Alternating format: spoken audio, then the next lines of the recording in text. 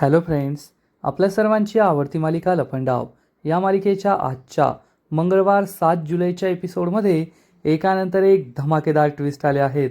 Friends, आजचा episode खूप भारी होता. मग नेमकं घडलंय तरी काय? तर फ्रेंड्स, आजच्या एपिसोडमध्ये सरकारने मीनाक्षी आणि परशुरामला बाळ दत्तक भेटू दिलं नाही. म्हणजे मीनाक्षी आणि परशुरामची आर्थिक परिस्थिती नाही आहे, त्यांच्या बँक अकाउंटमध्ये एकही रुपया नाही आहे असं स्टेटमेंट तिने या अनाथ आश्रमाला पाठवलं. आणि मग अनाथ आश्रमाने या दोघांना बाळ दत्तक देण्यास नकार दिला. त्यामुळे मीनाक्षी आणि परशुराम खूप दुःखी झाले. पण आता त्यांनी सरकारचं सगळ्यात मोठं रहस्य, सरकारचं सगळ्यात मोठं सत्य की सरकारकडे प्रॉपर्टीचे ओरिजिनल पेपर्स नाही आहेत हे सखी आणि कान्हाला सांगितलंय. त्यामुळे मग सखी आणि कान्हाने ठरवलंय की आता सरकार पाडायचं, सरकारला घराबाहेर हाकलायचं. मग हे सगळं नेमकं घडलं तरी कसं हे जाणून घेण्यासाठी हा व्हिडिओ शेवटपर्यंत नक्की पहा. फ्रेंड्स, आजच्या एपिसोडच्या सुरुवातीलाच सरकार आणि नंदा या दोघीही दारू पिऊन टुन फुल झालेले असतात आणि दारूच्या नशेत नंदा सगळ्यात मोठी चूक करते. ती सरकारला सांगते की कोण म्हटलं तेजस्विनी मेलीये, तेजस्विनी जिवंत आहे आणि मी तिला पाहिलंय, मी तिला आजच भेटून आली आहे. हे ऐकून सरकारला जबर धक्का बसतो. सरकार नंदाजवळ येते आणि विचारते, ही काय बडबड करतेस तू? ती तेजस्विनी कशी जिवंत असू शकते? मी स्वतः तिला दरीत ढकलून दिलंय आणि तेथून पडणारा माणूस कधी जिवंत राहू शकत नाही. तर नंदा म्हणते, ती जिवंत आहे, मी तिला पाहिलंय, ती जिवंत आहे. हे ऐकून सरकारला जबर धक्का बसतो. सरकार विचारते, ती जिवंत आहे तर कोठे, सांग मला. पण नंदा म्हणते, नाही सांगणार, तुला काय करायचं, मला माहिती आहे ना ती जिवंत आहे, मी तुला नाही सांगणार. असं म्हणून नंदा ही मस्त बेडवर जाऊन झोपून घेते. सरकार तिच्या जवळ येते आणि विचारते, खरं खरं सांग, तेजस्विनी कुठे? तर नंदा म्हणते, तुला म्हटलं ना नाही सांगणार, मी का सांगू तुला, नाही सांगणार. या दोघीही दारूच्या फुल नशेत असतात. सरकार म्हणते, खरं खरं बोल, कुठे आहे तेजस्विनी? पण नंदाची तीच कॅसेट सुरू असते, मी तेजस्विनीला पाहिलंय आणि मी सांगणार नाहीये की तेजस्विनी कुठे आहे. सरकार हसू लागते आणि म्हणते, तू ये ना हे सगळं दारूच्या नशेत बोलतीये, तेजस्विनी जिवंत असूच शकत नाही, सगळी नशा उतरवली माझी, हट. पण नंदा काही सुधरायला तयार नसते आणि परत एकदा म्हणते, तुझी नशा उतरो ना उतरो, मी मात्र नशेत नाहीये, मी खरं सांगतेय, तेजस्विनी जिवंत आहे, मी तिला पाहिलंय, तेजस्विनी जिवंत आहे. हे ऐकून सरकारचा विश्वास बसतो की हो, नंदा खरं बोलतीये, तेजस्विनी जिवंत आहे आणि तिला नक्कीच माहिती आहे की तेजस्विनी कोठे आहे. तेव्हा नंदा म्हणते, तुला असं वाटलं, तू तिला दरीत ढकलून दिलं आणि तेजस्विनी मेली, पण देवतारी त्याला कोण मारी? तसंच ती मेलेली नाहीये, ती जिवंत आहे, मी तेजस्विनीला पाहिलंय, तेजस्विनी जिवंत आहे. सरकार चिडून म्हणते, पाहिलंय ना तू तेजस्विनीला, तुझ्या या डोळ्यांनी पाहिलंय ना, मग सांग कुठे आहे तेजस्विनी, सांग लवकर. पण नंदा म्हणते, तुला म्हटलं ना मी तेजस्विनीला पाहिलंय, पण मी तुला सांगणार नाही, बिलकुल सांगणार नाही. सरकारला खूप राग येतो. सरकार दातोड खाऊन म्हणते, लवकर सांग, नाहीतर मी तुझा जीव घेईन, तुला जिवंत सोडणार नाही, सांग लवकर, कुठे तेजस्विनी? तर नंदा हसू लागते आणि म्हणते, नाही सांगणार, तू मला काही पण केलं तरी नाही सांगणार, मी का सांगू तुला, नाही सांगणार. सरकारचा नाईलाज होतो आणि सरकार मग झिंगत झिंगत तिच्या ड्रॉवर जवळ येते आणि या ड्रॉवरमध्ये ठेवलेली असते बंदूक. नंदाला हे काही माहीत नसतं. सरकार आपल्या ड्रेसिंग टेबलचं ड्रॉवर उघडते आणि त्यामध्ये ही बंदूक असते. सरकार ठरवते, आता या नंदाला बंदुकीचा धाक दाखवायचा आणि तिच्याकडून सगळं सत्य वदवून घ्यायचं. सरकार नंदाकडे रागारागाने पाहते. इकडे नंदाची अखंड बडबड सुरू असते. सरकार बंदूक घेऊन नंदाजवळ येते आणि नंदा परत तेच म्हणते, तुला चढली असन, मला चढलेली नाही. तेजुडी जिवंत आहे, मी तिला पाहून आले, भेटून आले. सरकार पुन्हा एकदा तिला विचारते, सांग कुठे आहे तेजस्विनी? सरकार आता एकदम सिरियस झालेली असते. तर नंदा म्हणते, तुला म्हटलं ना तुला सांगणार नाही. आणि तेवढ्यात सरकार तिच्या डोक्याला बंदूक लावते. बंदूक पाहून नंदाला जबर धक्का बसतो. नंदाची सगळी दारू उतरते. सरकार म्हणते, सांग लवकर. नंदा घाबरून उभी राहते. सरकारने तिच्या डोक्याला बंदूक लावलेली असते. नंदाला समजतं, मी खूप मोठी चूक करून बसली आहे. सरकार विचारते, सांग कुठे आहे ती? आणि मग नंदा घाबरत घाबरत, बिल्डिंग बिल्डिंग बिल्डिंग, तेजस्विनी तेजुडी बिल्डिंग बिल्डिंग बिल्डिंग एवढंच बोलत असते. सरकार विचारते, कोणती बिल्डिंग? नंदा खूप घाबरते आणि आता सरकारला काय सांगायचं हेच तिला कळत नाही. नंदा परत तेच म्हणते, ती बिल्डिंग बिल्डिंग, अगं ती बिल्डिंगमध्ये बिल्डिंग बिल्डिंग. आणि रडत रडत घाबरत घाबरत ती हे सांगत असते. परंतु तेवढ्यात सरकारला झिंग चढते. आता सरकारने सुद्धा फुल पार्टी केली आहे, फुल दारू पिली आहे ती. त्यामुळे सरकार नंदा काही सांगणार त्याच्या पुढच्या क्षणाला चक्क बेडवर पडते, बेशुद्ध होते. त्यामुळे नंदाला आनंद होतो. नंदा लगेच तोंडात मारून घेते आणि म्हणते, अरे देवा, दारू लय वाईट, दारू लय वांगा, लय वांगा, लय वाईट दारू. काही पण बोलतं माणूस, खरं बोलून गेले. हिच्यासमोर कोठं कबूल केलं की ती तेजुडी जिवंत आहे, मी तिला भेटून आले. अरे देवा, आता ही तर बेशुद्ध झाली, पण उद्या सकाळी शुद्धीत आल्यावर तिला सगळं आठवलं आणि तिने मला परत विचारलं तर मी काय करणार? मग माझं काही खरं नाही, मग मी मरणार. आता काही खरं नाही. आणि तेवढ्यात सरकार एखाद्या भूतासारखे डोळे उघडते. हे पाहून नंदाला जबर धक्का बसतो. नंदा खूप घाबरते. सरकार पुन्हा एकदा आपली बंदूक उचलते, नंदावर निशाणा धरते आणि विचारते, तेजस्विनी कुठे आहे? नंदा खूप घाबरलेली असते. काय बोलावं तिला काही कळतच नाही. ती गप्प बसते आणि तेवढ्यात सरकार पुन्हा एकदा बेशुद्ध पडते. तिच्या हातातून बंदूक खाली पडते. तेव्हा कुठे नंदाचा जीव भांड्यात पडतो. पण अजूनसुद्धा नंदा खूप घाबरलेली असते. उद्या सकाळी जर ही उठली आणि तिला आठवलं की मी तिला रात्री काय सांगितलंय, मग माझं काही खरं नाही हे नंदाला समजतं. आणि नंदा लगेच सरकारची बंदूक घेते आणि सरकारच्या रूममधून निघून जाते आणि म्हणते, उद्या सकाळी काय होतंय काय माहीत, देवालाच माहीत. ही बंदूक तरी लपवते म्हणजे कमीत कमी मरायची तरी नाही. आणि सरकार ही अजूनही बेशुद्धच असते. सरकार ही बेशुद्ध जरी झालेली असली तरीसुद्धा ती सरकार आहे. त्यामुळे नंदाने आता तिला जे काही सांगितलंय की तेजस्विनी जिवंत आहे हे ती नक्कीच विसरणार नाही, एवढं मात्र खरं. आणि नंदाने खूप मोठी चूक करून ठेवली आहे. ही चूक तिला महागात पडेल. दारूच्या नशेत तिने सरकारला सांगून दिलंय की तेजस्विनी जिवंत आहे आणि तेजस्विनी कुठे आहे हे तिला माहिती आहे. आणि सरकार तिची चांगलीच वाट लावणार आहे, एवढं मात्र खरं. आणि इकडे सखी किचनमध्ये येते.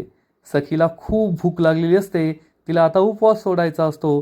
सगळ्यात आधी ती फ्रीज उघडून पाहते, पण हजारो करोडोंची प्रॉपर्टी असलेल्या सरकारच्या घरात फ्रीजमध्ये एकही वस्तू नसते. साधा भाजीपाला सुद्धा नसतो. मग दही, दूध, तूप हे तर लांबच राहिलं.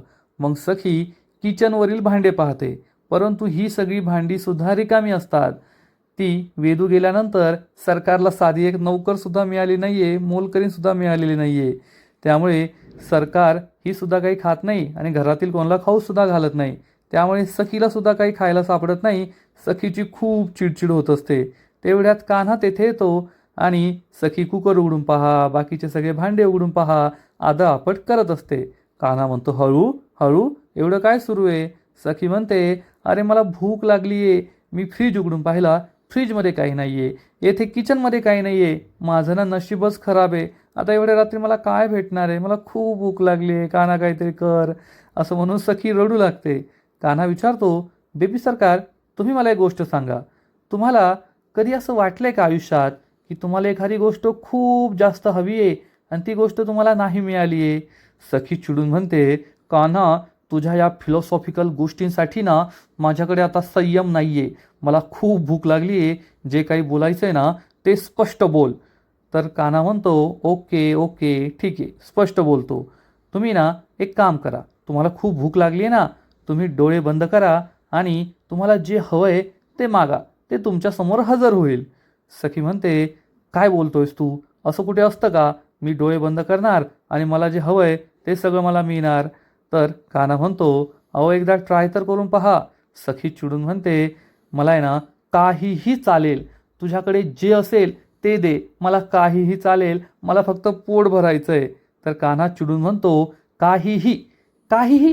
आता काहीही हा कोणता पदार्थ आहे? मला आहे ना एक मोठं आंदोलन उभं करायचं आहे. जगात आहे ना अशी एक जमात आहे, ज्यांना आपण विचारलं ना काय हवं आहे, तर ते म्हणतात काहीही चालेल. आणि त्यांच्यासमोर काहीही ठेवलं का लगेच नको नको, मला हे नको, असं करतात. सखी चिडून म्हणते, मी असं करणार नाहीये, मला खूप भूक लागलीये, तू माझ्यासमोर काहीही ठेवलं ना तरी मी खाईल, फक्त ठेव माझ्यासमोर काहीतरी. कान्हा म्हणतो, ठीक आहे, मग तुम्ही एक काम करा, तुम्ही डोळे बंद करा आणि डोळे बंद करून तुम्हाला जे हवंय ना ते मागा, पहा ते तुमच्यासमोर हजर होईल. सखी ही डोळे बंद करते. कान्हा लगेच तेथून गायब होतो. कान्हाला माहीत असतं सखी काय मागणार आहे. सखी डोळे बंद करून म्हणते, मला आईस्क्रीम हवंय, वेगवेगळ्या फ्लेवरची सगळी आईस्क्रीम, पण मला थोडी ते मिळणार आहे.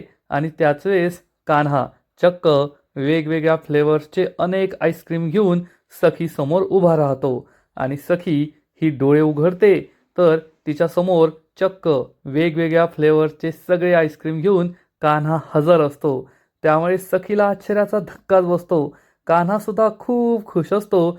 सखीच्या चेहऱ्यावर अशी मोठी भली मोठी स्माईल येते. त्यामुळे कान्हा सुद्धा खूप खुश होतो. सखी ही लगेच कान्हाच्या हातून हे सगळे आईस्क्रीम घेऊ लागते. तर कान्हा म्हणतो, थांबा थांबा. सखीला काही कळतच नाही. कान्हा म्हणतो, डायनिंग टेबलवर बसून निवांत खा. मग सखी आणि कान्हा दोघे डायनिंग टेबलवर बसतात आणि कान्हा सखी समोर सगळे आईस्क्रीम्स ठेवतो. सखी एक आईस्क्रीम उघडते आणि आईस्क्रीमचा पहिला बाईट घेते. कान्हा तिच्याकडे प्रेमाने पाहत असतो आणि एवढ्या मोठ्या उपवासानंतर सखीने काहीतरी खाल्लेलं असतं, ते पण तिचं फेवरेट आईस्क्रीम. त्यामुळे सखीला खूप भारी वाटतं. सखी एकदम मंत्रमुग्ध होते, तिच्या आत्म्याला शांती मिळते. त्यामुळे कान्हाला सुद्धा बरं वाटतं. सखी त्याच्याकडे पाहून त्याला थँक्यू म्हणते. कान्हासुद्धा खूप खुश होतो आणि मग सखी हे आईस्क्रीम एखाद्या अधाशासारखं खात असते. कान्हा तिच्याकडे एकटक पाहतच राहतो. सखीच्या नाकाला थोडंसं आईस्क्रीम लागतं आणि कान्हा तिला इशारा करतो, तुमच्या नाकाला आईस्क्रीम लागलंय. आणि मग सखीला काही आईस्क्रीम पुसता येत नाही. स्वतःच्या चेहऱ्याला काही लागलेलं असलं तर या मालिकेमधील अभिनेत्याला अभिनेत्रीला कधीच पुसता येत नाही.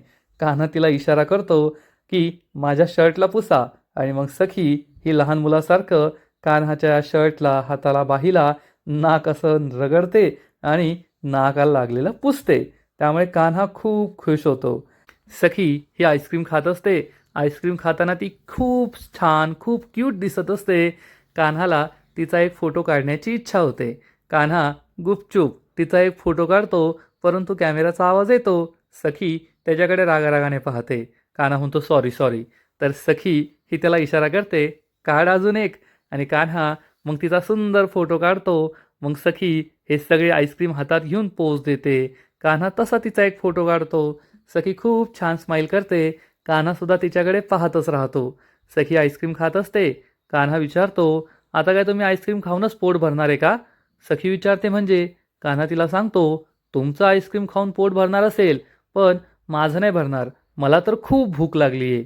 सखी विचारते, एक मिनिट, तू तर चायनीज खाऊन आला होता ना आणि चांगले ढेकर देत होता, आता कसली भूक लागली तुला? एवढ्या लवकर बसलं सुद्धा का?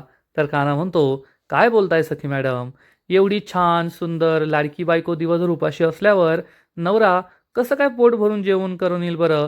नवऱ्याने सुद्धा उपवास ठेवलाय. हे ऐकून सखीला आश्चर्य वाटतं. कान्हा म्हणतो, चला आता जेवण करूया. सखी विचारते, पण जेवण कुठे? फ्रीजमध्ये तर काहीच नाहीये. कान्हा विचारतो, काय बोलताय सखी मॅडम, आता गरमागरम चायनीज कुणी फ्रीजमध्ये ठेवतं का? ते तर डायनिंग टेबलवर ठेवायचं असतं ना. असं म्हणून कान्हा सखीसमोर गरमागरम चायनीज ठेवतो. त्यामुळे सखी खूप खुश होते. कान्हाकडे प्रेमाने पाहते की खरंच आज माझा उपवास होता, तर कान्हाने सुद्धा दिवसभर उपवास ठेवला आणि माझ्यासाठी चायनीज सुद्धा घेऊन आलाय. त्यामुळे सखीला खूप आनंद होतो. ती कान्हाकडे प्रेमाने पाहते, कान्हा तिच्याकडे प्रेमाने पाहतो, पण दोघे काहीच बोलत नाही आणि या दोघांचा हा एकदम प्रेमाचा चांगला मोमेंट असतो. आणि मग दुसरा दिवस उजाडतो. नंदा ही तिच्या रूममध्ये अजूनही झोपलेलीच असते आणि तेवढ्यात तिचं डोकं दुखायला लागतं. नंदाला जाग येते. आता रात्रभर पार्टी केली आहे, त्यामुळे तिचं डोकं खूप जड झालेलं असतं. नंदाला जाग येते आणि नंदा बेडवर उठून बसते आणि म्हणते, अरे देवा, डोकं खूप दुखतंय, रात्री थोडी जास्तच झाली होती, आता काय करू, डोकं खूप धरलंय. ती आपलं डोकं दाबत असते, तिची बडबड सुरू असते. तेवढ्यात नंदाचे डोळे पूर्ण उघडतात आणि ती समोर पाहते, तर तिच्या समोर चक्क सरकार बसलेली असते. सरकारला पाहून नंदाला जबर धक्का बसतो आणि नंदाला आठवतं की काल रात्री तिने काय मूर्खपणा केला होता. सरकारला दारूच्या नशेत सांगून दिलं होतं की तेजस्विनी जिवंत आहे, मी तिला भेटून आली आहे. आणि तेव्हाही सरकारला जबर धक्का बसला होता. सरकार नंदाकडे एकटक पाहतच राहते आणि तिला म्हणते, लिंबू पाणी आणलंय तुझ्यासाठी, घे, नशा, हँगओव्हर सगळं उतरून जाईल तुझं. नंदा खूप घाबरलेली असते आणि विचार करते, अरे देवा, आता या मनस्विनीला रात्री काय घडलं ते आठवलं ना तर संपला माझा खेळ. तिला नाही आठवलं तर काही खरं आहे. दारू लय वाईट, दारू लय वाईट. दारूच्या नशेत मी सगळं खरं सांगून बसले. आता काय माहीत हिला काही आठवतंय की नाही. असा विचार करून नंदा बेडवरून खाली उतरते, सरकारजवळ येते. सरकार तिला लिंबू पाणी देते आणि म्हणते, घशाला लय कोरड पडली आहे. नंदा एक घोट पिते आणि म्हणते, हा, आता कसं बरं वाटतंय, खूप छान वाटतंय. सरकार म्हणते, पी पी, पूर्ण पी. आणि मग नंदा हळूहळू हा सगळा ग्लास संपवत असते आणि सरकार तिला विचारते, एकदा पिऊन घे आणि मग सांग तेजस्विनी कोठे. हे ऐकून नंदाला जबर धक्का बसतो. सरकार बिलकुल विसरली नाहीये की काल रात्री पार्टी करताना दारू पिताना नंदाने तिला सांगितलंय की तेजस्विनी जिवंत आहे आणि मी तिला भेटून आली आहे. आणि इकडे परशुराम आणि मीनाक्षी हे दोघे घरातील मंदिरात गणपती बाप्पासमोर हात जोडून उभे असतात. परशुराम म्हणतो, बाप्पा, जी दारं आजपर्यंत बंद होती ती सगळी दारं हळूहळू उघडताय आणि आज आम्ही बाळ दत्तक घ्यायला चाललोय. मीनाक्षी म्हणते, हो ना गणपती बाप्पा, आजपर्यंत बाळ नाही बाळ नाही म्हणून आम्ही खूप दुःखी होतो, पण आज आम्हाला बाळाचं सुख मिळणार आहे. आज आमच्या घरी आमचं बाळ येणार आहे, जो आम्हाला आई बाबा म्हणेल. मीनाक्षीच्या चेहऱ्यावर सुद्धा आनंद ओसंडून वाहत असतो. मीनाक्षी आणि परशुराम हे दोघे देवासमोर नतमस्तक होतात. तेवढ्यात सखी तेथे येते आणि विचारते, तुमची देवासमोर प्रार्थना करून झाली असेल तर जायचं का? तेथे सगळी आपली वाट पाहत असतील. आज तुमचं बाळ तुमची वाट पाहत आहे. हे ऐकून मीनाक्षी आणि परशुराम खूप खुश होतात. परशुराम म्हणतो, हो, आम्ही सुद्धा खूप एक्सायटेड आहोत, चला जाऊया. आणि हे तिघेही ओंजळ लहान मुलांचं संगोपन केंद्र येथे जायला निघतात. दुसरीकडे सरकार ही नंदाला जाब विचारते, सांग लवकर. आणि नंदा खूप घाबरलेली असते. नंदाला समजतं ही सरकार काही विसरलेली नाहीये आणि आता ती माझी वाट लावणार आहे. नंदाची चांगलीच घाबरगुंडी उडते. सरकार विचारते, तेजस्विनी कोठे? तर नंदा हसून म्हणते, तेजस्विनी म्हणजे तुझी लाडकी बहीण, माझी तेजुडी. अगं, ती तर स्वर्गात आहे ना, स्वर्गात आहे ती, सुखात आहे, मजेत आहे. सरकार जागेवरून उठून उभी राहते, नंदाजवळ येते. नंदा घाबरून मागे मागे जात असते. सरकार तिच्याजवळ येत असते आणि म्हणते, काल रात्री तू मला सांगितलंस की तेजस्विनी जिवंत आहे आणि तू तिला भेटून आली आहे. सांग लवकर, तेजस्विनी कोठे? तर नंदा म्हणते, कोण, मी? मीच तुला सांगितलं रात्री. अरे रात्री मी सांगितलं? आणि तेवढ्यात ती हसून म्हणते, अगं मी नाही सांगितलं तुला, ते तिने सांगितलं. ती दारू प्यायलेली होती ना ती नंदा, तिने सांगितलं. आणि दारू पिल्यावर माणूस काही पण बरळतो आणि मी सुद्धा काही पण बरळते. उद्या मी तुला म्हणल की सगळे रावण जिवंत आहे, पण तू काय खरं मानायचं का? नाही नाही, असं काही नाही, मी खोटं बोलत होते. सरकार म्हणते, पण दारूच्या नशेत माणसं खरं बोलतात, खोटं नाही बोलत. तर नंदा तिला म्हणते, ते सामान्य माणसं, सामान्य माणसं दारूच्या नशेत खरं बोलतात, पण आपण कुठं सामान्य आहे का? आपण दोघी राक्षसीन आहोत, राक्षसीन. आपण दारूच्या नशेत सुद्धा खरं बोलत नाही, आपण कधीच खरं बोलत नाही. सरकार म्हणते याचा अर्थ तेजस्विनी जिवंत नाहीये. तेजस्विनी जिवंत नाहीये ना? तर नंदा म्हणते, अगं हो, माझ्या समोरच तू तिला दरीत पाठवलं आणि खाली पडता पडताच तिची डायरेक्ट वरती डिलिव्हरी झाली. मेली ती, स्वर्गात आहे, एकदम सुखात आहे. ती काही जिवंत नाहीये, नको टेन्शन घेऊ, मेली ती. सरकार म्हणते ठीक आहे, आणि सरकार तेथून बाहेर पडते. नंदा बेडवर बसते आणि म्हणते, बरं झालं या मनस्विनीला पटलं, नाहीतर मला वाटलं आज माझा जीव घेते की काय. सरकार हे सुद्धा ऐकते आणि म्हणते, मला तुझा एकही शब्द पटलेला नाहीये. मला माहिती आहे की तू जे रात्री बोलली ते खरं आहे. तेजस्विनी जिवंत आहे आणि तेजस्विनी कोठे आहे हे सुद्धा तुला माहिती आहे. पण मी नंतर तुझ्याकडे येते. आधी मला सखीचं हसू झालेलं पाहायचं आहे त्या ओंजर चाइल्ड केअर सेंटरमध्ये. म्हणजे सरकारने तिकडे सुद्धा काहीतरी प्लॅन बनवून ठेवला आहे. त्यामुळे सरकार खूप खुश होते. आणि मग थोड्या वेळानंतर सखी, परशुराम, मीनाक्षी ओंजर बाल संगोपन केंद्र येथे पोहोचतात. आणि तेथे या केंद्राच्या संचालिका कल्पना मॅडमसुद्धा असतात. सखी त्यांना आपले सगळे डॉक्युमेंट्स देते आणि म्हणते, मॅडम, आम्ही तुमच्या केंद्राचे सगळे नियम वाचले आहेत आणि आम्ही तयार आहोत बाळ दत्तक घेण्यासाठी. मीनाक्षी आणि परशुराम खूप खुश असतात. आणि परशुराम या कल्पना मॅडमला म्हणतो, मॅडम, आम्हाला आता बाळ दत्तक मिळेल ना? तर मॅडम सांगते, नाही, तुम्हाला बाळ दत्तक मिळणार नाही. हे ऐकून सखी, परशुराम, मीनाक्षीला जबर धक्का बसतो. सखी विचारते, मॅडम, तुम्ही काय बोलताय? आम्ही तुमच्याकडे खूप आशेने आलो आहोत आणि बाळ का दत्तक मिळणार नाही? माझे मीनाक्षी काकू आणि परशुराम काका खूप चांगले आहेत. ते बाळाचा खूप छान सांभाळ करतील. त्यांनी स्वतःचं बाळ जन्माला घालण्याचा सुद्धा प्रयत्न केला, पण काही वर्षांपूर्वी ते शक्य झालं नाही. आणि आत्तासुद्धा आम्ही डॉक्टरांकडे गेलो होतो, पण काही मेडिकल गोष्टींमुळे ते आता शक्य नाही आहे. त्यामुळे आम्ही बाळ दत्तक घेण्याचा विचार केला आहे. आणि मी तुम्हाला गॅरंटी देते, हे दोघे बाळाचा खूप छान सांभाळ करतील. प्लीज तुम्ही असं बोलू नका, त्यांना बाळ दत्तक द्या ना. तर कल्पना म्हणते, मला तुमच्या बोलण्यात खरेपणा जाणवतोय. तुम्ही खूप चांगली माणसं आहात, यात शंका नाहीये. परंतु कधीकधी काही गोष्टींचा विचार करावा लागतो आणि मी सुद्धा नियमांना बांधील आहे आणि तुम्ही बाळ दत्तक घेण्याच्या नियमात बसत नाही. सखी, परशुराम, मीनाक्षीला काही कळतच नाही. सखी विचारते, म्हणजे? तर कल्पना सांगते, या दोघांच्या बँक अकाउंटमध्ये एकही रुपया नाहीये. त्यांचे सगळे बँक अकाउंट्स हे झिरो बॅलन्स आहेत. मग यांच्याकडे पैसे नसताना ते बाळाचं संगोपन कसं करू शकतात?